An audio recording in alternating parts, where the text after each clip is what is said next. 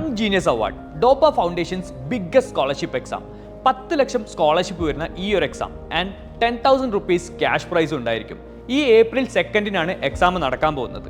ഇനി ആരൊക്കെയാണ് ഈ ഒരു എക്സാമിന് എലിജിബിൾ ആയിട്ടുള്ളവരെ നോക്കാം. കറന്റ് 7ാം ക്ലാസ്സിൻ്റെയും 8ാം ക്ലാസ്സിൻ്റെയും 9ാം ക്ലാസ്സിൻ്റെയും എക്സാം എഴുതിക്കൊണ്ടിരിക്കുന്ന കുട്ടികളാണ് ഈ ഒരു എക്സാമിന് എലിജിബിൾ ആയിട്ടുള്ളവർ. ഇനി നിങ്ങൾക്ക് എന്തൊക്കെയാണ് എക്സാമിന് ചോദിക്കുക എന്നുള്ളത് നോക്കാം.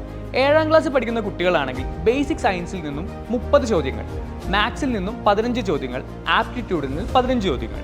8ാം ക്ലാസ്സിൻ്റെ എക്സാം എഴുതിക്കൊണ്ടിരിക്കുന്ന കുട്ടികൾക്കും 9ാം ക്ലാസ്സിൻ്റെ എക്സാം എഴുതിക്കൊണ്ടിരിക്കുന്ന കുട്ടികൾക്കും ഫിസിക്സിൽ നിന്നും 10 ചോദ്യം, കെമിസ്ട്രിയിൽ നിന്നും 10 ചോദ്യം, ബയോളജിയിൽ നിന്നും 10 ചോദ്യം, മാത്സിൽ നിന്നും 15 ചോദ്യം ആൻഡ് ആപ്റ്റിറ്റ്യൂഡിൽ നിന്നും 15 ചോദ്യം, ഇങ്ങനെ 60 ചോദ്യങ്ങളായിരിക്കും ഉണ്ടാവുക.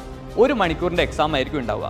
ഇനി നിങ്ങൾ എത്തേണ്ടത് ഏപ്രിൽ 2 നമ്മുടെ ഓഫ്ലൈൻ സെൻറ്റേഴ്സ് ആയിട്ടുള്ള കോഴിക്കോടാണെങ്കിൽ നമ്മുടെ ആർട്സ് കോളേജിൻ്റെ ഓപ്പോസിറ്റുള്ള പുതിയ നമ്മുടെ ഡോപ്പ ഫൗണ്ടേഷൻ്റെ സെൻറ്ററിൽ അവിടെ എത്തുക.